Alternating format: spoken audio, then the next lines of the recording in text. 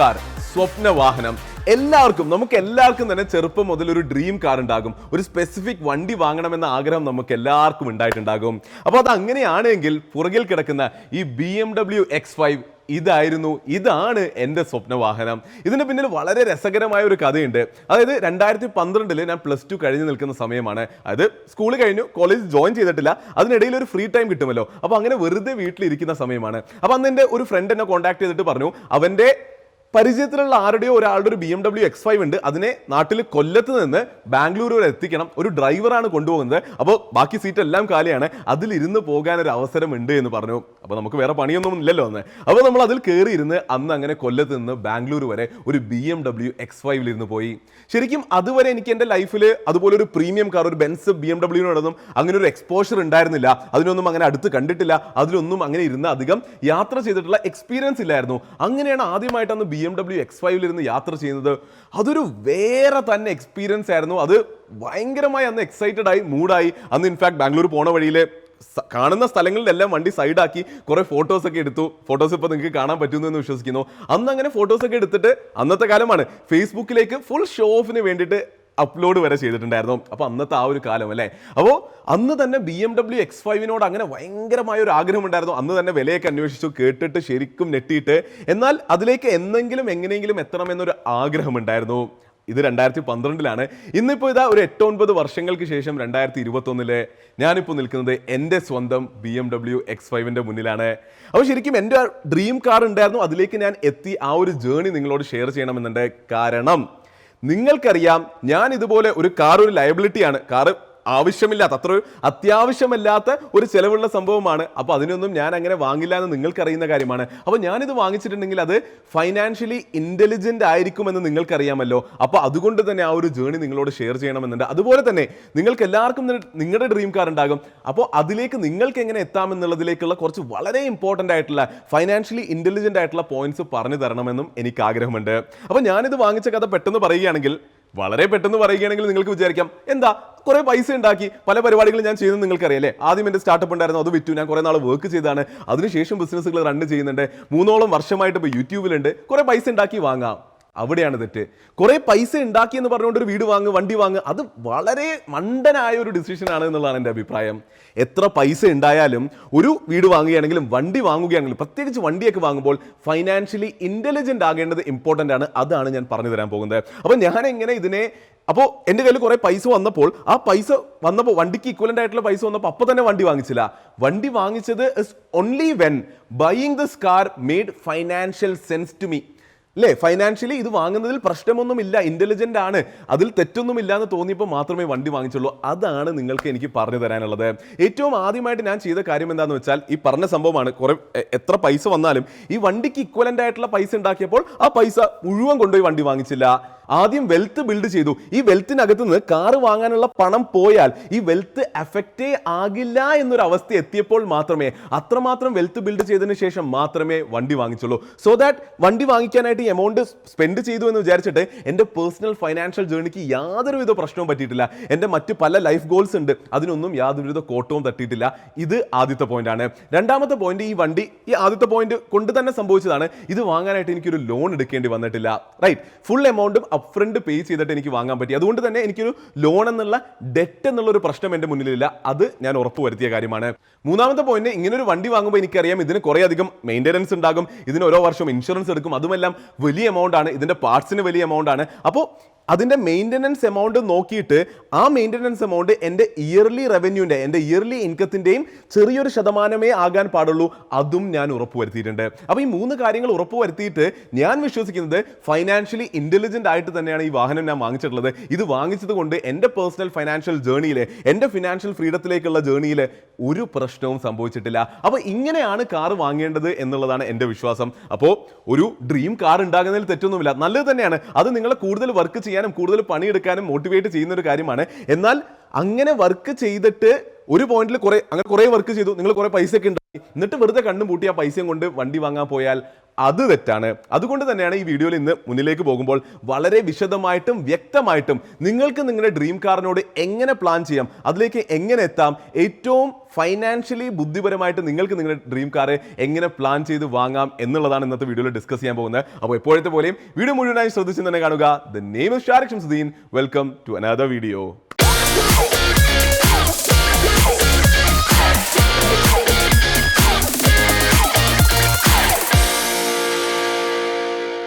അപ്പോൾ നിങ്ങളുടെ dream car ഏറ്റവും ബുദ്ധിപരമായിട്ട് എങ്ങനെ വാങ്ങാം എന്ന് പറഞ്ഞു തരുന്നതിന് മുമ്പ് ഒരു ഡ്രീം കാർ നിങ്ങൾ സെലക്ട് ചെയ്യുമ്പോൾ അവിടെ നിങ്ങൾ ശ്രദ്ധിച്ചിരിക്കേണ്ട അറിഞ്ഞിരിക്കേണ്ട രണ്ട് ഇമ്പോർട്ടൻറ്റ് നമ്പേഴ്സ് ഉണ്ട്, മെട്രിക്സ് ഉണ്ട്. അതിനെപ്പറ്റി ആദ്യം സംസാരിക്കാം. അപ്പോൾ ഏത് ഡ്രീം കാർ സെലക്ട് ചെയ്യണം എന്നുള്ളതിനെ പറ്റി സംസാരിക്കണോ എന്ന് വിചാരിച്ചപ്പോൾ അത് പറയാൻ ഞാൻ ആരാണ് അല്ലേ? നിങ്ങളുടെ ഡ്രീം കാർ അത് നിങ്ങളുടെ ഡ്രീം കാറാണ്, അത് എന്തും ആയിക്കോട്ടെ. അപ്പോൾ ചിലരൊക്കെ വന്നിട്ട് ചിലപ്പോൾ നിങ്ങളടുത്ത് പറയും, നിങ്ങളൊരു ബെൻസോ BMW അല്ലെങ്കിൽ എനിക്കറിയില്ല റോൾസ് റോയ്സോ പോലും നിങ്ങൾ സ്വപ്നം കാണുകയാണെങ്കിൽ ആരെങ്കിലും പറയും, അതിനൊക്കെ എത്ര വിലയാണ്, അത് നിങ്ങൾക്ക് പറ്റുമോ, നിന്നെ കൊണ്ട് അത് പറ്റുമോ എന്നൊക്കെ അവർ ചിലപ്പോൾ ചോദിച്ചേക്കാം. അവരോടൊന്ന് നിങ്ങൾ പോയി പണി നോക്കാൻ പറയണം. ഫുൾ കോൺഫിഡൻസിൽ തന്നെ നിങ്ങളുടെ ഡ്രീം എന്താണോ അതിനെ അച്ചീവ് ചെയ്യാനുള്ള ജേണി നിങ്ങൾ ഉണ്ടാക്കേണ്ടതുണ്ട്, അതിൻ്റെ വർക്ക് നിങ്ങൾ ചെയ്യേണ്ടതുണ്ട്. അത് ചെയ്യാൻ നിങ്ങൾ റെഡി ആണെങ്കിൽ ഒരു ഡ്രീമും വലുതല്ല എന്നാണ് ഞാൻ വിശ്വസിക്കുന്നത്. അപ്പോൾ അവിടെ ഇതിനോടനുബന്ധിച്ച് റോബർട്ട് കിയോസാക്കി പറഞ്ഞിട്ടുള്ള ഒരു സംഭവമുണ്ട്. അതായത് അദ്ദേഹത്തിൻ്റെ ബുക്കിൽ എഴുതുകയാണ്, ഒരു പുവർ മാൻസ് മൈൻഡ് സെറ്റ് എന്ന് പറഞ്ഞാൽ ഒരു വളരെ വിലയുള്ള വാഹനം കാണുകയാണെങ്കിൽ ഈ പുവർ മാൻ പറയും, ഇതിന് എന്ത് വിലയാണ്, ഇതൊന്നും എനിക്ക് ഒരിക്കലും വാങ്ങാൻ പറ്റില്ല, I can never afford it എന്നായിരിക്കും ഒരു പുവർ മാൻസ് മൈൻഡ് സെറ്റ് ഉള്ള ആൾ പറയുക.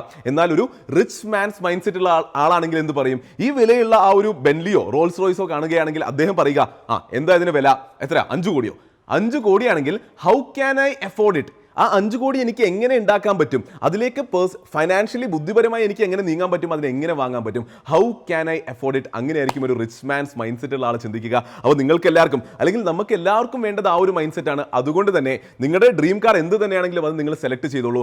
എന്നാൽ അത് സെലക്ട് ചെയ്തതിന് ശേഷം അതിലേക്ക് എത്തണമെങ്കിൽ അറിഞ്ഞിരിക്കേണ്ട 2 ഇമ്പോർട്ടൻറ്റ് പോയിന്റ്സ് എന്ന് പറയുന്നത്, ഒന്ന്, അത് നിങ്ങൾക്ക് വാങ്ങേണ്ട ആ ഒരു പോയിന്റിൽ അതിന് എന്ത് വിലയുണ്ടായിരിക്കും അല്ലേ, ആ ഒരു ഗോളിന് അതിന് എന്തായിരിക്കും അതിൻ്റെ ടോട്ടൽ എമൗണ്ട്, ആ നമ്പർ നിങ്ങൾ അറിഞ്ഞിരിക്കണം. 2, വണ്ടിയാണ് വെറുതെ വാങ്ങിച്ചിട്ട് ഷോക്കേസിലിട്ട് വെക്കാനുള്ളതല്ല, നമുക്ക് ഉപയോഗിക്കണം അല്ലേ. അപ്പോൾ അതിനെ ഉപയോഗിക്കണമെങ്കിൽ എന്ത് ചിലവുണ്ടാകും, അതിൽ പെട്രോൾ അടിക്കണം. ഇപ്പോഴത്തെ ഈ ഒരു അവസരത്തിൽ വളരെ ഇമ്പോർട്ടൻ്റ് ആയിട്ടുള്ള പോയിന്റ് ആണ് അല്ലേ. അതിന് ഫ്യൂൽ അടിക്കേണ്ടതുണ്ട്, അതിൻ്റെ മെയിൻ്റനൻസ് നോക്കണം, അതിൻ്റെ സ്പെയർ പാർട്സ്.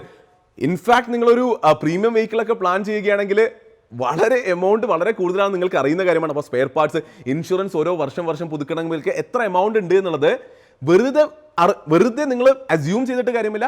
അതുപോലൊരു വാഹനമുള്ള ഒരാളുടെ അടുത്ത് സംസാരിച്ച് അതിൻ്റെ ആക്ച്വൽ ഡേറ്റ് എടുത്തിട്ട് നിങ്ങൾ മനസ്സിലാക്കി വെക്കേണ്ടതുണ്ട്. അപ്പോൾ വണ്ടിയുടെ ടോട്ടൽ പ്രൈസ് എത്രയാകും, 2, അതിനെ കൊണ്ട് നടന്ന് മെയിൻറ്റെയിൻ ചെയ്യാൻ വർഷം എത്ര ചിലവുണ്ടാകും. അപ്പോൾ എന്തിനാണ് ഇത് രണ്ടും അറിയുന്നത്, വണ്ടിയുടെ വില അറിഞ്ഞാൽ അത്രയും പൈസയാണ് ഉണ്ടാക്കേണ്ടത്, അത്രയും പൈസ ഉണ്ടാക്കണമെന്നല്ല, കുറേ പൈസ ഉണ്ടാക്കണം, അതിൻ്റെ അകത്ത് നിന്ന് ഇത്ര പൈസയാണ് വണ്ടിക്ക് വേണ്ടത് എന്നുള്ളത് മനസ്സിലാക്കാം. 2, മെയിൻ്റനൻസ് കോസ്റ്റ്, അതിനെ കൊണ്ടു നടക്കാനുള്ള ചിലവ് അറിയുകയാണെങ്കിൽ നിങ്ങൾക്ക് എത്ര ഇയർലി ഇൻകം ആ ഒരു പോയിന്റിൽ എത്തണം. കാരണം അത് വാങ്ങിച്ചതിന് ശേഷം നിങ്ങളുടെ വർഷത്തെ ഇയർലി ഇൻകത്തിൻ്റെ ഒരു ചെറിയ ശതമാനം മാത്രമേ വണ്ടിയുടെ മെയിൻ്റനൻസിലേക്ക് പോകാൻ പാടുള്ളൂ. ഇതെല്ലാം ശ്രദ്ധിക്കേണ്ടതുണ്ട്. അതുകൊണ്ട് ഈ 2 നമ്പേഴ്സ് നിങ്ങൾ ശ്രദ്ധിക്കേണ്ടതുണ്ട്. അപ്പോൾ ഈ 2 നമ്പേഴ്സൊക്കെ നിങ്ങൾ ഉറപ്പിച്ചിട്ടുണ്ടെങ്കിൽ, ലോക്കാക്കി ഫൈനലാക്കിയിട്ടുണ്ടെങ്കിൽ, ഇനി ഒരു വണ്ടി അല്ലെങ്കിൽ നിങ്ങളുടെ ഈ ഒരു ഡ്രീം കാർ വാങ്ങാനുള്ള ഏറ്റവും ബുദ്ധിപരമായിട്ടുള്ള ഫൈനാൻഷ്യലി ഇൻ്റലിജൻ്റ് ആയിട്ടുള്ള കാര്യം ഞാൻ പറഞ്ഞു തരട്ടെ. ഈ വണ്ടി വാങ്ങാനുള്ള ആ ടോട്ടൽ എമൗണ്ട്, ആ പൈസ ഉണ്ടാക്കുക. ആ പൈസ ഉണ്ടാക്കിയതിന് ശേഷം മുഴുവൻ ക്യാഷ് കൊടുത്ത് ആ വണ്ടി വാങ്ങുക. ഇപ്പോൾ നിങ്ങൾ ആലോചിക്കും ഇതിൽ എന്താ ഉള്ളത് എന്നല്ലേ. അപ്പോൾ ഇതിനെപ്പറ്റി ഞാൻ പറഞ്ഞുതരാം. അതായത് പലരും അപ്രീഷിയേറ്റ് ചെയ്യാത്തൊരു കാര്യമാണ്. പലരും ആദ്യം തന്നെ കരിയർ തുടങ്ങുമ്പോഴോ ജീവിതം തുടങ്ങുമ്പോൾ തന്നെ ലോണിൽ വണ്ടി എടുക്കാറുണ്ട്. ലോണിൽ വണ്ടി എടുക്കുന്നത് തെറ്റല്ല അല്ല ഞാൻ പറയുന്നത്, അതിലേക്ക് ഞാൻ എത്താം. എന്നാൽ ഏറ്റവും ഫൈനാൻഷ്യലി ഇൻ്റലിജൻറ്റ് വേ എന്ന് പറയുന്നത് ready cash, full cash upfront pay ചെയ്തുകൊണ്ട് വണ്ടി വാങ്ങുന്നത് തന്നെയാണ്. ഇങ്ങനെ ചെയ്യുന്നതുകൊണ്ട് നമ്മൾ ലോൺ എടുക്കുന്നില്ല, ലോണിൻ്റെ ബേർഡനില്ല, മുന്നിലേക്ക് പോയിട്ട് ലൈഫിൽ എന്തെങ്കിലും പ്രശ്നം ഉണ്ടാവുകയാണ്, ഇൻകം സോഴ്സ് കുറഞ്ഞു, EMI അടക്കാൻ പറ്റില്ല എന്നുള്ളൊരു അവസ്ഥയിലേക്ക് നിങ്ങൾ എത്തുന്നില്ല. അപ്പോൾ ഇവിടെ അടുത്ത സ്റ്റെപ്പ് ഓഫ് ഫൈനാൻഷ്യൽ ഇൻ്റലിജൻസ് എന്ന് പറയുന്നത് ഫുൾ ക്യാഷ് ഉണ്ട് എന്നുള്ളത് കൊണ്ട് മാത്രമായില്ല, അത് വെച്ചിട്ട് നിങ്ങൾക്ക് ഐദർ ഒരു പുതിയ വാഹനം വാങ്ങാം അല്ലെങ്കിൽ ഒരു പഴയ വാഹനം വാങ്ങാം. റൈറ്റ്, ന്യൂ വേഴ്സസ് യൂസ്ഡ് എന്നുള്ള വളരെ പോപ്പുലർ ആയിട്ടുള്ള ഒരു കൺഫ്യൂഷനിലേക്ക് അവിടെ എത്തുന്നു. അവിടെ ഞാൻ പറയുന്നത്, അപ്പോൾ നിങ്ങൾ കുറേ നാൾ വർക്ക് ചെയ്ത് ഒരു 10 ലക്ഷം വരെ ഉണ്ടാക്കി. ആ 10 ലക്ഷം വെച്ചിട്ട് നിങ്ങൾക്കൊരു പുതിയ കാർ വാങ്ങണമെങ്കിൽ 10 ലക്ഷമുള്ള ഒരു പുതിയ വണ്ടി ഇന്ന് എന്താ കിട്ടുന്നത്, മേ ബി ഒരു സ്വിഫ്റ്റിൻ്റെ ഹൈ എൻഡിന് വരെ 10 ലക്ഷമാണെന്ന് കേൾക്കുന്നു അല്ലേ. അപ്പോൾ പുതിയ വണ്ടിയാണെങ്കിൽ സ്വിഫ്റ്റ് വാങ്ങാം. അതേ 10 ലക്ഷം നിങ്ങൾ ബിൽഡ് ചെയ്തിട്ട് നിങ്ങൾക്ക് ആക്ച്വലി ഒരു യൂസ്ഡ് ക്രെറ്റ വാങ്ങാം. റൈറ്റ്, ഒരു യൂസ്ഡ് ആയിട്ടുള്ള ക്രെറ്റയോ അതുപോലെ ഒരു കൂടിയ വാഹനം നിങ്ങൾക്ക് വാങ്ങാൻ പറ്റും. അപ്പോൾ നിങ്ങളുടെ ഡ്രീം കാർ നിങ്ങൾക്ക് യൂസ്ഡ് വാങ്ങണമെങ്കിൽ അതിലേക്ക് നിങ്ങൾ ബിൽഡ് ചെയ്യേണ്ട എമൗണ്ട് അത് കുറവാണ്. മനസ്സിലായി എന്ന് വിശ്വസിക്കുന്നു. അപ്പോൾ അവിടെയും യൂസ്ഡ് കാർ ഇത് എൻ്റെ യൂസ്ഡ് കാറാണ്, ഞാൻ വളരെ പ്രൗഡ്ലി പറയുന്ന കാര്യമാണ്. കാരണം ഒരു പുതിയ വണ്ടി ഷോറൂമിൽ നിന്ന് പുറത്തിറങ്ങിയാൽ തന്നെ 10% ഡിപ്രീസിയേഷൻ വന്നു, അതിൻ്റെ വില 10% ഇടിഞ്ഞു. ഓരോ വർഷം കഴിയുമ്പോഴും പിന്നെയും 10-15% കൊണ്ട് ഇടിഞ്ഞുകൊണ്ടിരിക്കുകയാണ്. അപ്പോൾ ഞാൻ പറയുന്നത് ഒരു 2, 3, 4 വർഷം പഴക്കമുള്ള അധികം കിലോമീറ്റേഴ്സ് റൺ ചെയ്യാത്ത വളരെ നല്ല കണ്ടീഷനുള്ള ഒരു വണ്ടി വാങ്ങുകയാണെങ്കിൽ അതിൽ എന്ത് തെറ്റാണുള്ളത്? അതിൻ്റെ ഡിപ്രീസിയേഷൻ്റെ ഹിറ്റ് അത് ആദ്യത്തെ ഓണർ എടുത്തുകൊള്ളട്ടെ. നമ്മൾ ഫൈനാൻഷ്യലി ബുദ്ധിപരമായി പ്ലാൻ ചെയ്തുകൊണ്ട് യൂസ്ഡ് കാർ വാങ്ങുന്നു, അതിൽ എന്ത് തെറ്റാണുള്ളത്? അപ്പോൾ ഏറ്റവും ബുദ്ധിപരമായിട്ടുള്ള കാര്യം ഞാൻ വിശ്വസിക്കുന്നത് ഫുൾ ക്യാഷ് ഉണ്ട് എങ്കിൽ അത് വെച്ചിട്ടൊരു യൂസ്ഡ് കാർ വാങ്ങണം എന്നുള്ളത് തന്നെയാണ്. അപ്പോൾ ചോദ്യമുണ്ട്, ഫുൾ ക്യാഷ് എങ്ങനെ ഉണ്ടാക്കാം, അതിലേക്കുള്ള ജേണി എന്താണ്? അതാണല്ലോ നമ്മുടെ ചാനലിൽ നമ്മൾ എപ്പോഴും ഡിസ്കസ് ചെയ്യാറുള്ളത്. അത് നിങ്ങൾക്ക് നിങ്ങളുടെ ജോബ് ചെയ്തിട്ട് ആകാം, അതിൽ നിന്ന് വരുന്ന പൈസനെ നല്ല രീതിയിൽ ബഡ്ജറ്റ് ചെയ്യാം, അതിൽ നിന്ന് എക്സ്ട്രാ വരുന്ന പൈസനെ നിങ്ങൾക്ക് ഇൻവെസ്റ്റ് ചെയ്യാം ലോങ് ടേമിലേക്ക്. ഒരു ഗോൾ അസൈൻ ചെയ്തിട്ട് ആ ഗോളിലേക്ക് പോലും നിങ്ങൾക്ക് ഇൻവെസ്റ്റ് ചെയ്തിട്ട് അച്ചീവ് ചെയ്യാൻ പറ്റും അല്ലേ? ഇനി അതല്ലെങ്കിൽ ഞാൻ എപ്പോഴും പറയുന്നതാണ്, ഇന്റർനെറ്റ് എന്നുള്ള മുഴുവൻ ലോകം ഓപ്പൺ ആണ്, അവൈലബിൾ ആണ്. സൈഡ് ഗിഗ്സ് റൺ ചെയ്യാം, ഹസിൽ എന്തെങ്കിലും തരത്തിൽ എപ്പോഴും ഹസിൽ ചെയ്തുകൊണ്ടിരിക്കാം, ബിസിനസ് സ്റ്റാർട്ട് ചെയ്യാം, സൈഡ് ബിസിനസ് സ്റ്റാർട്ട് ചെയ്യാം. അങ്ങനെ എക്സ്ട്രാ ഇൻകം ഉണ്ടാക്കിയിട്ട് നിങ്ങളുടെ ഈ ഡ്രീമിലേക്കുള്ള ആ ഒരു ജേണി നിങ്ങൾക്ക് തീർച്ചയായിട്ടും സ്റ്റാർട്ട് ചെയ്യാം. അപ്പോൾ ഇത്രയും കേട്ടിട്ട് ഇതിൽ എവിടെയാണ് വലിയൊരു ഫൈനാൻഷ്യൽ ഇന്റലിജൻസ് എന്ന് നിങ്ങൾ ചിന്തിക്കുകയാണെങ്കിൽ, നിങ്ങളുടെ കയ്യിൽ റെഡി ക്യാഷ് ഉണ്ട്, അതുപോലെ തന്നെ ആ വണ്ടി വാങ്ങുകയാണെങ്കിൽ അത് ലോണിൽ വാങ്ങുകയാണെങ്കിൽ മുന്നിലേക്ക് അതിന്റെ EMI അടക്കാനുള്ള ഇൻകവും നിങ്ങളുടെ അടുത്ത് ഉണ്ട് എങ്കിൽ, അതുപോലെ തന്നെ നിങ്ങൾക്കൊരു പുതിയ വാഹനം, ഒരു ന്യൂ കാർ തന്നെ വാങ്ങണം എന്ന ആഗ്രഹമുണ്ടെങ്കിൽ ഒരു ബുദ്ധിപരമായ കാര്യം ഞാൻ പറഞ്ഞുതരാം. അതായത് നിങ്ങളുടെ കയ്യിൽ 10 ലക്ഷം രൂപയുണ്ട്, 10 ലക്ഷം രൂപയുടെ വണ്ടിയാണ് നിങ്ങൾക്ക് വാങ്ങാനുള്ളത്. ആ 10 ലക്ഷം രൂപയുടെ പുതിയ വണ്ടിയാണ് നിങ്ങൾക്ക് വാങ്ങാൻ ആഗ്രഹമുള്ളത്. ആ വണ്ടി നിങ്ങൾ പുതിയത് തന്നെ വാങ്ങുകയാണ്, ലോണിൽ വാങ്ങുകയാണെങ്കിൽ അതിനൊരു 30,000 രൂപയാണ് EMI എങ്കിൽ, ആ 30,000 രൂപ EMI അടക്കാനുള്ള സാലറി നിങ്ങളുടെ കയ്യിൽ ഉണ്ട് എങ്കിൽ ഈ 10 ലക്ഷം രൂപ കൊടുത്ത് നിങ്ങൾ അപ്ഫ്രണ്ട് കൊടുത്തിട്ട് വണ്ടി വാങ്ങണ്ട. ഞാൻ ആദ്യം പറഞ്ഞത് അപ്ഫ്രണ്ട് കൊടുത്ത് വാങ്ങണമെന്നാണ്. അപ്ഫ്രണ്ട് കൊടുത്ത് വാങ്ങണ്ട. ആ 10 ലക്ഷം രൂപ എടുത്ത് നിങ്ങൾക്ക് ഒരു നല്ല മ്യൂച്വൽ ഫണ്ടിൽ ഇൻവെസ്റ്റ് ചെയ്യാം. 12 മുതൽ 15% റിട്ടേൺസ് തരുന്ന, ആനുവൽ റിട്ടേൺസ് തരുന്ന ഒരു മ്യൂച്വൽ ഫണ്ടിൽ നിങ്ങൾക്ക് ഇൻവെസ്റ്റ് ചെയ്യാം. അതേസമയം പോയിട്ട് ഈ കാറ് നിങ്ങൾക്ക് ലോണിൽ എടുക്കുകയും ചെയ്യാം. എന്തുകൊണ്ടാണ്? ഒരു പുതിയ കാർ ലോണിൽ എടുക്കുമ്പോൾ അതിന്റെ ഇൻട്രസ്റ്റ് റേറ്റ് എന്ന് പറയുന്നത് 7% മാത്രമാണ്. മ്യൂച്വൽ ഫണ്ടിൽ നിങ്ങൾക്ക് കിട്ടുക, അതും ഡിമിനിഷിംഗ് ആണ്. മ്യൂച്വൽ ഫണ്ടിൽ നിങ്ങൾ കിട്ടുന്നത് 12 മുതൽ 15%. അപ്പോൾ 10 ലക്ഷം മ്യൂച്വൽ ഫണ്ടിൽ കിടന്ന് അതിഭീകരമായി ഗ്രോ ചെയ്യും. കാറാണെങ്കിലോ നിങ്ങൾ ലോണിലാണ് എടുത്തിട്ടുള്ളത്, അത് അടച്ചു കൊടുക്കാനുള്ള പൈസയും നിങ്ങൾ എടുത്തിട്ടുണ്ട്. അപ്പോൾ കുറേ നാളുകൾക്ക് ശേഷം കാർ 5 വർഷത്തേക്കാണ് യൂസ് ചെയ്യുന്നതെങ്കിൽ 5 വർഷം കഴിയുമ്പോൾ കാറിന് ഇക്വലൻ്റ് ആയിട്ടുള്ള ഇട്ട പൈസ, മ്യൂച്വൽ ഫണ്ടിൽ ഇട്ട പൈസ കുറേ അധികം ഗ്രോ ചെയ്തിട്ടുണ്ടാകും. കാറിന് ഡിപ്രീസിയേഷൻ അത്ര വന്നിട്ടും ഉണ്ടാകില്ല. അപ്പോൾ ഇതും ഒരു വളരെ ഫൈനാൻഷ്യലി ഇൻ്റലിജൻ്റ് ആയിട്ടുള്ള മെത്തേഡ് തന്നെയാണ്. അപ്പോൾ മാർക്കറ്റ്സിനൊന്നും പേടിയില്ലാത്ത, മ്യൂച്വൽ ഫണ്ടിനെ പറ്റി പേടിയില്ലാത്ത നമ്മുടെ ഇടയിലുള്ള ഇൻ്റലിജൻ്റ് ആൾക്കാരുണ്ടല്ലോ, അവർക്ക് തീർച്ചയായിട്ടും ഇത് കൺസിഡർ ചെയ്യാൻ പറ്റുന്നതാണ്. ഇപ്പോൾ പറഞ്ഞ ഈ ഒരു മോഡൽ യൂസ്ഡ് കാറിൽ വർക്ക് ചെയ്യില്ല. കാരണം യൂസ്ഡ് കാർ ലോൺ എടുക്കാൻ പോവുകയാണെങ്കിൽ അവിടെ ഇൻട്രസ്റ്റ് റേറ്റ് വരുന്നത് നിയർലി 14-15%. അതുകൊണ്ട് ഈ ഒരു മോഡൽ അവിടെ ഒരിക്കലും വർക്ക് ചെയ്യില്ല. അപ്പോൾ ഇത്രയും കേൾക്കുമ്പോഴും നിങ്ങൾ വിചാരിക്കുന്നത് ഇതിപ്പോൾ അറിയുന്ന കാര്യമല്ലേ, അതായത് ജീവിതത്തിൽ കുറേ പണി എടുക്കുക, കുറേ കാര്യങ്ങൾ ചെയ്യുക, അങ്ങനെ പൈസ ഉണ്ടാക്കുക. അങ്ങനെ പൈസ ഉണ്ടാക്കുകയാണെങ്കിൽ ആ ഫുൾ ക്യാഷ് കൊണ്ട് വണ്ടി വാങ്ങാം, ലോൺ എടുക്കേണ്ട, വാങ്ങുമ്പോഴും യൂസ്ഡ് കാർ വാങ്ങാം. ഇനി അതല്ലെങ്കിൽ മ്യൂച്വൽ ഫണ്ടിൻ്റെ ഒരു പുതിയ കാര്യം പറഞ്ഞു തന്നു. അപ്പോൾ ഇത് ഒരു ഐഡിയൽ കേസ് ആണെന്നാണ് ഞാൻ വിശ്വസിക്കുന്നത്. ഇത് പലർക്കും ചെയ്യാൻ പറ്റില്ല, എന്നാൽ ഇതെല്ലാവർക്കും ചെയ്യാൻ പറ്റാം. ഞാൻ ചെയ്തത് ഇതാണ്, ഞാൻ വെയിറ്റ് ചെയ്തു. ഞാൻ ഇത്ര നാൾ എൻ്റെ വെൻഡോ ആണ് യൂസ് ചെയ്തുകൊണ്ടിരുന്നത്. കുറേ നാളുകളായിട്ട് മേ ബി ഇതൊക്കെ എനിക്ക് അഫോർഡ് ചെയ്യാൻ പറ്റിയേനെ, എന്നാലും ഞാൻ എൻ്റെ വെൻഡോ ഉപയോഗിച്ചുകൊണ്ട് വെയിറ്റ് ചെയ്തു.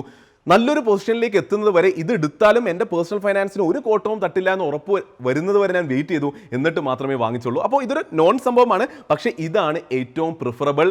പലപ്പോഴും ഇതുപോലുള്ള കാര്യങ്ങൾ പറയേണ്ടതുണ്ട്, അഡ്രസ്സ് ചെയ്യേണ്ടതുണ്ട്. അതുകൊണ്ട് തന്നെ ഇത്രയും സ്ട്രെസ് കൊടുത്തതിനെ പറ്റി സംസാരിച്ചത്. എന്നാലും എനിക്കറിയാം നമ്മുടെ ഇടയിൽ, അല്ലെങ്കിൽ ഇന്നത്തെ യുവത്വത്തിലേക്കൊക്കെ നോക്കുകയാണെങ്കിൽ ഏറ്റവും കൂടുതൽ ആൾക്കാർ ആഗ്രഹിക്കുന്നത് ആദ്യം തന്നെ ഒരു ജോലിയിലേക്ക് കയറുകയാണ്. ആദ്യം തന്നെ ഒരു 30,000 രൂപ 50,000 രൂപ സാലറി കിട്ടി തുടങ്ങി, ഒരു ജോലിയിലേക്ക് കയറി, അല്ലെങ്കിൽ ഒരു ബിസിനസ് സ്റ്റാർട്ട് ചെയ്തു, ഒരു ഇൻകം വന്നു തുടങ്ങി, അപ്പോൾ തന്നെ ഒരു വണ്ടി എടുക്കണമെന്ന് പലർക്കും ആഗ്രഹമില്ലേ? അപ്പോൾ അങ്ങനെ വണ്ടി വാങ്ങുകയാണെങ്കിൽ അത് ചിലപ്പോൾ ഡ്രീം കാർ ആകണമെന്നില്ല, ഏതെങ്കിലും ഒരു വണ്ടി എടുക്കണമെന്ന് ആഗ്രഹം ഉണ്ടാകും. അങ്ങനെ വണ്ടി എടുക്കണം, ഇപ്പോൾ വണ്ടി എടുക്കണം, എന്നാൽ ഇപ്പോൾ ക്യാഷ് റെഡിയില്ല, എന്നാൽ മുന്നിലേക്ക് ലോൺ അടക്കാനുള്ള പൈസ ഉണ്ട്, കാരണം ജോലി ചെയ്യുന്നുണ്ട്, ബിസിനസ് ചെയ്യുന്നുണ്ട്. അങ്ങനെ അവസ്ഥയിലുള്ളവർക്ക് ബുദ്ധിപരമായിട്ട് എങ്ങനെ വണ്ടി വാങ്ങാം അതുകൂടി ഒരു വീഡിയോയിൽ പറയണമെന്ന് എനിക്ക് ആഗ്രഹമുണ്ട്. ഇത് എല്ലാവർക്കും ആപ്ലിക്കബിൾ ആണ്, റൈറ്റ്? എല്ലാവർക്കും ആപ്ലിക്കബിൾ ആണ്. റെഡി ക്യാഷ് ഇല്ല, ലോണിൽ വണ്ടി വാങ്ങണം. ഏറ്റവും ബെസ്റ്റ് രീതി എന്താണെന്ന് പറയുകയാണെങ്കിൽ 3 കാര്യങ്ങളാണ് നിങ്ങളിവിടെ നോക്കേണ്ടത്. ആദ്യത്തെ പോയിന്റ് എന്ന് പറയുന്നത്, ലോൺ എടുത്ത് വാങ്ങുമ്പോൾ നിങ്ങൾക്കറിയാം ഓരോ മാസവും EMI ആയിട്ട് ലോൺ തിരിച്ചടക്കണമെന്ന്. ഈ കൊടുക്കുന്ന EMIയുടെ എമൗണ്ട് ശ്രദ്ധിച്ചു കേട്ടോളൂ. ഈ കൊടുക്കുന്ന EMIയുടെ എമൗണ്ട് ഒരിക്കലും നിങ്ങളുടെ മന്ത്ലി ഇൻകത്തിന്റെ 20% കൂടാൻ പാടേയില്ല. 20% എത്ര താഴെയാണെങ്കിൽ അത്രയും നല്ലത്. 20% കൂടുതൽ ഒരിക്കലും പോകാൻ പാടില്ല. എക്സാമ്പിൾ പറയുകയാണെങ്കിൽ 1 ലക്ഷം രൂപ സാലറി നിങ്ങൾക്ക് ഉണ്ടെങ്കിൽ ഒരിക്കലും 20,000 രൂപയിൽ കൂടുതൽ നിങ്ങൾ നിങ്ങളുടെ കാറിന്റെ EMI അടക്കാൻ വേണ്ടി മാറ്റിവെക്കാൻ പാടില്ല. അതിന്റെ എത്ര കുറയുകയാണെങ്കിൽ അത്രയും നല്ലത്. രണ്ടാമത്തെ പോയിന്റ്, നിങ്ങൾ ലോണിലാണ് വാങ്ങുന്നത്.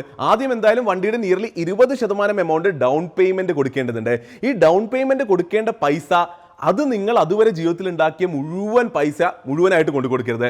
ആദ്യം പറഞ്ഞ പോയിന്റ് തന്നെയാണ്. 10 ലക്ഷം രൂപയുടെ വണ്ടിയാണെങ്കിൽ 2 ലക്ഷം രൂപ ഡൗൺ പേയ്മെന്റ് കൊടുക്കണം. നിങ്ങൾ അത്ര നാൾ ജോലി ചെയ്ത് ഉണ്ടാക്കി വെച്ച സേവിങ്സ് 2 ലക്ഷമോ പോട്ടെ 4 ലക്ഷം ആണെങ്കിൽ പോലും അപ്പോൾ പോലും 4 ലക്ഷത്തിൽ നിന്ന് പോലും 2 ലക്ഷം മുഴുവനായിട്ട് കൊണ്ട് കൊടുത്തിട്ട് ഡൗൺ പേയ്മെന്റ് കൊടുത്തിട്ട് വണ്ടി വാങ്ങാതിരിക്കുക.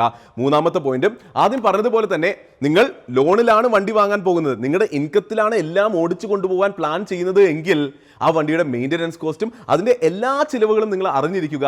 അതിനെ കംപ്ലീറ്റ്ലി ടേക്ക് കെയർ ചെയ്യാൻ ഉറപ്പ് ഉണ്ട് എങ്കിൽ മാത്രം നിങ്ങൾ ആ വണ്ടി ലോണിൽ വാങ്ങുക. മനസ്സിലായില്ലേ? ഈ 3 പോയിന്റ് ശ്രദ്ധിക്കുകയാണെങ്കിൽ ലോണിൽ വണ്ടി തുടക്കക്കാർ വാങ്ങുന്നതിലും തെറ്റില്ല എന്നുള്ളതാണ് പോയിന്റ്. ഫൈനാൻഷ്യലി ഇന്റലിജന്റ് ആയിട്ട് വലിയ പ്രശ്നങ്ങളില്ലാതെ മുന്നിലേക്ക് പോകാൻ പറ്റും. അപ്പോൾ ഇവിടെയാണ് നിങ്ങളെ കുറച്ചുകൂടി ഹെൽപ്പ് ചെയ്യാനായിട്ട് ഒരു കാർ ലോൺ കാൽക്കുലേറ്റർ, അല്ലെങ്കിൽ നിങ്ങൾക്കൊരു കാർ, നിങ്ങളുടെ ഇപ്പോഴത്തെ സാലറി എത്രയാണെന്ന് നിങ്ങൾക്ക് അറിയാലോ, നിങ്ങളുടെ ഇപ്പോഴത്തെ ഇൻകം അല്ലെങ്കിൽ വരുന്ന കാലങ്ങളിലെ ഇൻകം എത്രയാണെന്ന് നിങ്ങൾക്ക് അറിയാലോ. നിങ്ങളുടെ ഇൻകം വെച്ചിട്ട് എത്ര രൂപയുടെ വണ്ടി വാങ്ങുന്നതാണ് ഏറ്റവും ഫൈനാൻഷ്യലി ഇന്റലിജന്റ് ആയിട്ടുള്ള ഡിസിഷൻ എടുക്കാനായിട്ട് നമ്മളൊരു ടൂൾ ബിൽഡ് ചെയ്തിട്ടുണ്ട്. അപ്പോൾ ഇത് marketfeed.newsൽ തന്നെ നമ്മൾ ഹോസ്റ്റ് ചെയ്തിരിക്കുകയാണ്. ഇതിൻ്റെ ലിങ്ക് ഞാൻ താഴെ ഇടുന്നുണ്ട്. വളരെ ഇൻട്രസ്റ്റിംഗ് ആണ്. അപ്പോൾ ഇവിടെ വന്നിട്ട് നിങ്ങൾ നിങ്ങളുടെ മന്ത്ലി ഇൻകം അടിച്ചു കൊടുക്കുകയാണെങ്കിൽ ഈ സിസ്റ്റം തന്നെ കാൽക്കുലേറ്റ് ചെയ്തിട്ട്, ഞാൻ ഈ പറഞ്ഞ എല്ലാ ബുദ്ധിപരമായ കാര്യങ്ങളും വെച്ച് കാൽക്കുലേറ്റ് ചെയ്തിട്ട് നിങ്ങൾക്ക് എത്ര രൂപയുടെ വണ്ടി വാങ്ങാൻ പറ്റും എന്നുള്ളത് കാണിച്ചു തരുന്നുണ്ട്. അപ്പോൾ നിങ്ങൾക്ക് കാണാൻ പറ്റുന്നുണ്ട്, ഏറ്റവും ആദ്യം ഇവിടെ ചോദിക്കുന്നത് നിങ്ങളുടെ സാലറി അല്ലെങ്കിൽ മന്ത്ലി ഉള്ള ഇൻകം എത്രയാണ് എന്നുള്ളതാണ്. എക്സാമ്പിൾ നമുക്ക് ഇവിടെ 50,000 എന്ന് ടൈപ്പ് ചെയ്യാം. ഈ percentage of salary allocated four EMI payment അത് 20%. നിങ്ങൾക്ക് കുറക്കണമെങ്കിൽ കുറക്കാം. നമുക്ക് തൽക്കാലം 20% തന്നെ ഫിക്സ് ചെയ്ത് വെക്കാം. അങ്ങനെയാണെങ്കിൽ EMI മാക്സിമം ഇവിടെ എഴുതി വന്നിട്ടുണ്ട് 10,000 രൂപയാണ്. 50,000 രൂപ സാലറിയിലുള്ള ഒരാൾ 10,000 രൂപയിൽ കൂടുതൽ കാറിന്റെ EMIക്ക് പേ ചെയ്യാൻ പാടില്ല. താഴോട്ട് വരികയാണെങ്കിൽ എത്ര വർഷത്തേക്കാണ് നിങ്ങൾ ലോൺ എടുക്കാൻ പ്ലാൻ ചെയ്യുന്നതെന്നാണ് ചോദിക്കുന്നത്. അത് നമുക്ക് 5 തന്നെ വെക്കാം. 5 തന്നെയാണ് ഡിഫോൾട്ട് ആയിട്ട് വരിക. അതിനുശേഷം ചോദിക്കുന്നത് നിങ്ങൾക്ക് പുതിയ കാർ വാങ്ങാനാണോ ആഗ്രഹം, യൂസ്ഡ് കാർ വാങ്ങാനാണോ ആഗ്രഹം എന്നുള്ളതാണ്. ഞാൻ പറഞ്ഞതുപോലെ പുതിയ കാറാണെങ്കിൽ നിങ്ങൾക്ക് അഫോർഡ് ചെയ്യാൻ പറ്റുക ചിലപ്പോൾ 10 ലക്ഷം രൂപയായിരിക്കും. 10 ലക്ഷം രൂപയ്ക്ക് നേരത്തെ പറഞ്ഞതുപോലെ പുതിയ കാറാണെങ്കിൽ ചെറിയ വണ്ടിയായിരിക്കും വരിക. 10 ലക്ഷം രൂപയ്ക്ക് യൂസ്ഡ് കാർ ആണെങ്കിൽ കുറച്ചുകൂടി വലിയ വണ്ടി കിട്ടുന്നതാണ്. അപ്പോൾ അങ്ങനെ ആഗ്രഹങ്ങൾ ഉണ്ട് എങ്കിൽ തീർച്ചയായിട്ടും നിങ്ങൾക്ക് യൂസ്ഡ് കാർ കൺസിഡർ ചെയ്യാൻ പറ്റുന്നതാണ്. പലരും പറയുന്നതാണ് യൂസ്ഡ് കാർ വാങ്ങിച്ചാൽ കുറേ ചെലവുകൾ വരും, കുറേ പണി വരും. അതൊക്കെ എനിക്ക് തോന്നുന്നു എന്തോ പഴയ 1980s 1990s കഥയാണ് പറയുന്നത്. ഇപ്പോൾ കാലം കുറേ മാറിയിട്ടുണ്ട്. ഇപ്പോൾ അത്ര വലിയ പ്രശ്നങ്ങളുണ്ട് എന്ന് എനിക്ക് തോന്നുന്നില്ല. അപ്പോൾ അങ്ങനെയാണെങ്കിൽ എന്തായാലും ന്യൂ കാറിന്റെ ഒരു കേസ് നമുക്ക് കാണാം. അപ്പോൾ ന്യൂ കാർ ആകുമ്പോൾ തന്നെ കണ്ടോ ഇൻട്രസ്റ്റ് റേറ്റ് 7% കാൽക്കുലേഷൻ നടക്കുന്നത്. സബ്മിറ്റ് ചെയ്യുകയാണ്. അപ്പോൾ തന്നെ റിസൾട്ട് വന്നിട്ടുണ്ട്. അപ്പോൾ ന്യൂ കാർ ആണ്, നിങ്ങൾക്ക് 50,000 രൂപയാണ് സാലറി എങ്കിൽ 1.26 lakhs rupees നിങ്ങൾ ഡൗൺ പേയ്മെന്റ് കൊടുക്കേണ്ടതുണ്ട്. ആ പൈസ നിങ്ങൾ ആദ്യം റെഡിയാക്കണം. ഡൗൺ പേയ്മെന്റ് കൊടുക്കാനുള്ള പൈസ മേ ബി അത് നിങ്ങൾ സെറ്റ് ആക്കേണ്ടതുണ്ട്. അതിനുവേണ്ടി ചിലപ്പോൾ നിങ്ങൾക്ക് ഈ ഗോൾ ഒന്ന് ഡിലേ ചെയ്തിട്ട് ആ 1.26 lakh ഉണ്ടാക്കാനായിട്ട് മേ ബി നിങ്ങൾക്ക് 4-5 മാസം സേവ് ചെയ്താൽ ആ പണം ഉണ്ടാക്കാൻ പറ്റും. അങ്ങനെ ഡൗൺ പേയ്മെന്റ് ഉണ്ടാക്കുക. അതിനുശേഷം 5 ലക്ഷം രൂപയുടെ ലോൺ എടുക്കാം. ടോട്ടൽ അപ്പോൾ കാറിന്റെ വില വരുന്നത് 6,30,000 രൂപയാണ്. അതായത് 50,000 രൂപ ഇൻകം ഉള്ള ആൾക്ക് 10,000 രൂപയെ EMI കൊടുക്കാൻ പാടുള്ളൂ എന്ന് ലിമിറ്റ് ഇടുകയാണെങ്കിൽ അയാൾക്ക് 6.3 ലക്ഷം രൂപയിൽ കൂടുതലുള്ള വണ്ടി വാങ്ങാനേ പാടില്ല. പുതിയ വണ്ടിയാണെങ്കിൽ ഈ വിലക്ക് എന്തൊക്കെ വണ്ടി കിട്ടും? സ്വിഫ്റ്റ് കിട്ടും, ഗ്രാൻഡ് ഐറ്റൺ നിയോസ് കിട്ടും, റിനോ ട്രൈബർ കിട്ടും, ടാറ്റ ടിയാഗോ കിട്ടും. അപ്പോൾ ഇങ്ങനെയുള്ള വണ്ടികൾ കിട്ടുന്നു എന്ന് നമുക്ക് കാണാൻ പറ്റുന്നുണ്ട് അല്ലേ. ഇനി അതല്ല നിങ്ങൾ യൂസ്ഡ് കാർ ആണെങ്കിലോ താഴെ ഓട്ടോമാറ്റിക്കലി ഇൻട്രസ്റ്റ് റേറ്റ് മാറുന്നുണ്ട്, 14% ആകുന്നുണ്ട്. മുകളിലേക്ക് പോകുമ്പോൾ ഡൗൺ പേയ്മെന്റ് 1 ലക്ഷം അടച്ചാൽ മതി. ലോൺ എമൗണ്ട് ടോട്ടൽ വരുന്നത് 4.3 ലക്ഷം രൂപയാണ്. അപ്പോൾ ടോട്ടൽ 5.37 lakh ആണ്. അപ്പോൾ ചിന്തിക്കേണ്ടത് വളരെ സിമ്പിൾ ആയിട്ടാണ്. നിങ്ങൾ 50,000 രൂപ മന്ത്ലി ഇൻകം ഉള്ള ഒരാളാണ്. 10,000 രൂപയെ നിങ്ങൾക്ക് EMI അടക്കാൻ പറ്റുള്ളൂ. അതാണ് ലിമിറ്റ് എന്നാണ് നമ്മൾ പറയുന്നത്. ഈ 10,000 രൂപ EMI അടക്കുമ്പോൾ പുതിയ വണ്ടി വാങ്ങണമെങ്കിൽ നിങ്ങളുടെ കയ്യിൽ നിയർലി 1.25 lakhന്റെ ഡൗൺ പേയ്മെന്റ് വേണം. അതുപോലെ തന്നെ നിങ്ങൾക്ക് വാങ്ങാൻ പറ്റുന്ന പ്രോബബ്ലി ഒരു പുതിയ ഗ്രാൻഡ് ഐറ്റനോ അല്ലെങ്കിൽ ഒരു സ്വിഫ്റ്റോ ആയിരിക്കും. യൂസ്ഡ് കാറാണ് വാങ്ങുന്നെങ്കിൽ നിങ്ങൾ അടക്കുന്ന സെയിം ആണ്, മാസം 10,000 രൂപ തന്നെയാണ്. എന്നാൽ നിങ്ങൾക്ക് വാങ്ങാൻ പറ്റുന്നത് പ്രോബബ്ലി ഒരു പഴയ അതിലും കൂടിയൊരു വണ്ടിയായിരിക്കും അല്ലേ. 5 ലക്ഷത്തിന് ഈവൻ ഒരു വെൻഡോ പോലും കിട്ടിയേക്കാം അല്ലേ. ഒരു ഫോക്സ്വാഗൻ വെൻഡോ അല്ലെങ്കിൽ അതുപോലെ കൂടിയ വണ്ടികൾ കിട്ടിയേക്കാം. ഡൗൺ പേയ്മെന്റ് കൊടുക്കേണ്ടി വരിക 1 ലക്ഷം രൂപ മാത്രമാണ്. അപ്പോൾ എല്ലാം ഡിപ്പെൻഡ് ചെയ്യുന്നത് നിങ്ങളുടെ ആവശ്യം എന്താണ് എന്നുള്ളതാണ്. അപ്പോൾ ഇതിന്റെ ലിങ്ക് ഞാൻ താഴെ കൊടുക്കുന്നുണ്ട്. ഇതിൽ പോവുകയാണെങ്കിൽ തീർച്ചയായിട്ടും നിങ്ങൾക്ക് പോയി നോക്കാം. നിങ്ങളുടെ ഇൻകം ടൈപ്പ് ചെയ്ത് നോക്കിയിട്ട് ഞാൻ പറയുന്ന ഇൻഫാക്ട് 20% എന്നുള്ളത് കുറച്ചിട്ട് 15-ലേക്കോ 10-ലേക്കോ കൊണ്ടുപോവുകയാണെങ്കിൽ, നിങ്ങൾ ഇൻകം കൂടുതലുള്ള ആളാണെങ്കിൽ, 1 ലക്ഷം 2 ലക്ഷം സാലറി ഉള്ളവരുണ്ടെങ്കിൽ 10% മാത്രം അലോക്കേറ്റ് ചെയ്യുക വണ്ടി വാങ്ങാനായിട്ട്. അങ്ങനെ നിങ്ങൾക്ക് അഫോർഡ് ചെയ്യാൻ പറ്റുന്ന വണ്ടി ഏതാണ് എന്നുള്ളത് തീർച്ചയായിട്ടും ഈ കാൽക്കുലേറ്ററിലൂടെ കണ്ടെത്താൻ പറ്റുന്നതാണ്. അപ്പോൾ എന്തായാലും ഇത്രയെല്ലാം സംസാരിച്ചതിലൂടെ നിങ്ങൾക്ക് തീർച്ചയായിട്ടും ഒരു ഐഡിയ കിട്ടിയിട്ടുണ്ടാകും. നിങ്ങൾക്കൊരു ഡ്രീം കാർ ഉണ്ടെങ്കിൽ അതിലേക്ക് എങ്ങനെ എത്തിപ്പെടാമെന്ന്. ഞാൻ നേരത്തെ പറഞ്ഞിട്ടില്ലെങ്കിൽ ഒന്നുകൂടി സ്ട്രെസ് ചെയ്യുകയാണെങ്കിൽ, അത് ഫുൾ ക്യാഷിൽ തന്നെ വാങ്ങണമെങ്കിൽ ആ ഒരു ജേണിയാണ്, അതൊരു ഫൈനാൻഷ്യൽ ഗോളാണ്. അതിനെ നിങ്ങൾ ഡിഫൈൻ ചെയ്തിട്ട് അതിലേക്ക് നിങ്ങൾ എത്താൻ പണി എടുത്തേ പറ്റുള്ളൂ. അത് അങ്ങനെ തന്നെ ചെയ്യണം. ഇനി അതല്ല, അവസാനം പറഞ്ഞതുപോലെ ഡ്രീം കാർ അല്ല, നിങ്ങൾക്ക് ഇപ്പോൾ ഒരു കാർ വാങ്ങണം, അത് നിങ്ങളുടെ സാലറിയിൽ നിന്ന് ലോൺ എടുത്ത് വാങ്ങണമെങ്കിൽ നിങ്ങൾ ഫൈനാൻഷ്യലി തെറ്റിപ്പോകാതിരിക്കാനുള്ള കാര്യങ്ങൾ നമ്മൾ പറഞ്ഞിട്ടുണ്ട്. എത്ര EMI അടക്കണം, ഡൗൺ പേയ്മെന്റ് അടക്കുമ്പോഴും ശ്രദ്ധിക്കേണ്ട കാര്യം, നിങ്ങളുടെ കയ്യിലുള്ള പൈസ മുഴുവനായിട്ട് ഡൗൺ പേയ്മെന്റ് കൊടുക്കാനായിട്ട് ഉപയോഗിക്കാതിരിക്കുക. അതുപോലെ തന്നെ മെയിൻ്റനൻസ് പോലുള്ള കാര്യങ്ങൾക്ക് കൊടുക്കാനുള്ള പൈസ ഉണ്ടാവുക. അപ്പോൾ ഇതെല്ലാം പറയുമ്പോൾ നിങ്ങൾ ഏത് കൂട്ടത്തിൽ പെടുന്നവരാണെങ്കിലും ഒരു വലിയ ലാർജർ ഫിനാൻഷ്യൽ ഗോൾ. കാരണം ഞാൻ പലപ്പോഴും പറഞ്ഞപ്പോൾ, ആദ്യം വണ്ടി വാങ്ങുമ്പോൾ നിങ്ങളുടെ കയ്യിലുള്ള പൈസയുടെ ചെറിയ ഭാഗം മാത്രം ഉപയോഗിക്കണമെന്ന് പറഞ്ഞു. അതുപോലെ ഡൗൺ പേയ്മെന്റ് കൊടുക്കണമെന്ന് പറഞ്ഞപ്പോഴും നിങ്ങളുടെ കയ്യിലുള്ള മുഴുവൻ സേവിങ്സ് അക്കൗണ്ടിലെ പൈസയുടെ, നിങ്ങളുടെ സേവിങ്സിന്റെ ചെറിയ ശതമാനം മാത്രം കൊടുക്കണമെന്ന് പറഞ്ഞു. അവിടെ നിങ്ങൾക്ക് ഡൗട്ട് ഉണ്ടെങ്കിൽ ഒരു major major major personal financial advice ഞാൻ തരാം. എപ്പോഴും ഒരു എമർജൻസി ഫണ്ട് ബിൽഡ് ചെയ്യുക. എന്താണ് ഒരു എമർജൻസി ഫണ്ട്? അതായത് നിങ്ങൾക്കിപ്പോൾ ജീവിക്കാൻ, നിങ്ങൾക്കോ നിങ്ങളുടെ ഫാമിലിക്കോ നിങ്ങൾക്കിപ്പോൾ ജീവിച്ചു പോകാൻ, സുഖസുന്ദരമായി സന്തോഷപരമായി ജീവിക്കാൻ മാസം എത്ര രൂപ വേണമെന്ന് നിങ്ങൾക്കറിയാമല്ലോ. അതിനെ നിങ്ങൾ 6 കൊണ്ട് മൾട്ടിപ്ലൈ ചെയ്യുക. അതായത് 6 മാസത്തേക്ക് നിങ്ങൾക്ക് സന്തോഷപരമായി ജീവിക്കാനായിട്ട് എത്ര പൈസ വേണമോ അതിനെയാണ് നിങ്ങളുടെ എമർജൻസി ഫണ്ട് എന്ന് പറയുന്നത്. ഇതെന്തുകൊണ്ടാണെന്ന് വെച്ചാൽ, നിങ്ങൾക്ക് ഒരു പോയിന്റ് ചിലപ്പോൾ നിങ്ങളുടെ ബിസിനസ് താഴ്ന്നു പോയി, അല്ലെങ്കിൽ നിങ്ങളുടെ ജോലി നിന്നുപോയി, എന്നാലും 6 മാസത്തേക്ക് നിങ്ങൾ കുലുങ്ങാനേ പാടില്ല. അതിനാണ് എമർജൻസി ഫണ്ട് എന്ന് പറയുന്നത്. ഇത് എല്ലാവരും സ്റ്റാർട്ട് ചെയ്യേണ്ടതുണ്ട്. ഇതിലിപ്പോൾ നിങ്ങൾ സ്വന്തം പൈസ കൊണ്ട്, അതായത് ഫുൾ ക്യാഷ് കൊണ്ട് കാർ വാങ്ങുന്നതാണെങ്കിലും ലോൺ എടുത്ത് കാർ വാങ്ങുന്നതാണെങ്കിലും, കാറോ വണ്ടിയോ എന്ത് വാങ്ങുന്ന കേസാണെങ്കിലും, എന്തൊരു പേഴ്സണൽ ഫൈനാൻഷ്യൽ ഡിസിഷൻ, മ്യൂച്വൽ ഫണ്ടിലേക്ക് ഇൻവെസ്റ്റ് ചെയ്യുന്നതാകാം, സ്റ്റോക്ക് മാർക്കറ്റിൽ ഇൻവെസ്റ്റ് ചെയ്യുന്നതാകാം, എന്ത് ചെയ്യുന്നതിന് മുമ്പും എല്ലാവർക്കും ഈ ഒരു എമർജൻസി ഫണ്ട് ബിൽഡ് ചെയ്യൽ വളരെ ഇമ്പോർട്ടൻ്റ് ആണ്. അതിൻ്റെ ഒരു ഇമ്പോർട്ടൻസ് കൂടി ഞാൻ ഇതിലൂടെ അറിയിക്കുകയാണ്. എമർജൻസി ഫണ്ടിനെ പറ്റി കൂടുതൽ സംസാരിക്കണമെങ്കിൽ ഒരു വീഡിയോ വേണമെങ്കിൽ തീർച്ചയായിട്ടും അറിയിക്കുക, നമുക്ക് പ്ലാൻ ചെയ്യാൻ പറ്റുന്നതാണ്. അപ്പോൾ ഇന്നത്തെ വീഡിയോ ആക്ച്വലി ചെയ്തത്, ഞാൻ വണ്ടി വാങ്ങിച്ചിട്ട് നിങ്ങൾക്കറിയാം കുറേ നാളുകളായിട്ടുണ്ട്. ഞാൻ അങ്ങനെ എവിടെയും കാര്യമായിട്ട് അനൗൺസ് ചെയ്തിട്ടുണ്ടായിരുന്നില്ല. ചില വീഡിയോസിൽ വന്നു, പിന്നെ ഇൻസ്റ്റഗ്രാമിലും കുറച്ച് സ്റ്റോറീസിലെല്ലാം വന്നു എന്നുള്ളതല്ലാതെ ഞാൻ വണ്ടി വാങ്ങിച്ചു എന്ന് പറഞ്ഞിട്ട് ഞാൻ എവിടെയും ഇട്ടിട്ടുണ്ടായിരുന്നില്ല. അപ്പോൾ പലരും മെസ്സേജ് ചെയ്യുന്നത് കണ്ടു, എന്താണ്, എങ്ങനെയാണ് ഇത്, എങ്ങനെ വാങ്ങാൻ പറ്റും. പലർക്കും ഇതിന് ഒരു ആസ്പിറേഷണൽ വാല്യൂ അറ്റാച്ച് ചെയ്തിട്ട് പലർക്കും ഇതിലേക്ക് എത്തണം എന്നുള്ള ആഗ്രഹം അറിയുന്ന കാര്യമാണ്, പലരും സംസാരിച്ചപ്പോഴും മനസ്സിലായ കാര്യമാണ്. അപ്പോൾ എനിക്ക് തോന്നി, കണ്ടിട്ടുണ്ട്, പേഴ്സണലി കണ്ട് വിഷമം തോന്നിയ കാര്യമാണ്. പലരും അവരുടെ സാഹചര്യങ്ങളും അവരുടെ ചുറ്റുപാടുകളും മനസ്സിലാക്കാതെ കണ്ണും പൂട്ടി കുറച്ച് പൈസ കയ്യിലേക്ക് വരുമ്പോൾ ഒരു ജോലി ആകുമ്പോഴേക്കും അവരുടെ കയ്യിൽ ഒതുങ്ങാത്തൊരു കാർ വാങ്ങും, ഒതുങ്ങാത്തൊരു ബൈക്ക് വാങ്ങും. അങ്ങനെ ഫൈനാൻഷ്യലി തോറ്റുപോകുന്നവരുണ്ട്. ജീവിതം എന്ന് പറയുന്നത്, എസ്പെഷ്യലി സംസാരിക്കേണ്ടത് യങ്സ്റ്റേഴ്സിനോടാണ്.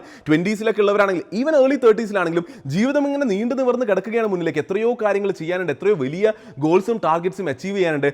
ആദ്യം തന്നെ പോയിട്ടൊരു വണ്ടി അങ്ങ് വാങ്ങുകയാണെങ്കിൽ, ഒരു കാറ് ലോണൊക്കെ എടുത്ത് വാങ്ങിച്ച് അത് നിങ്ങളുടെ പേഴ്സണൽ ഫൈനാൻഷ്യൽ ജേർണിനെ നശിപ്പിച്ച് കളയുന്ന കാര്യമാണ്.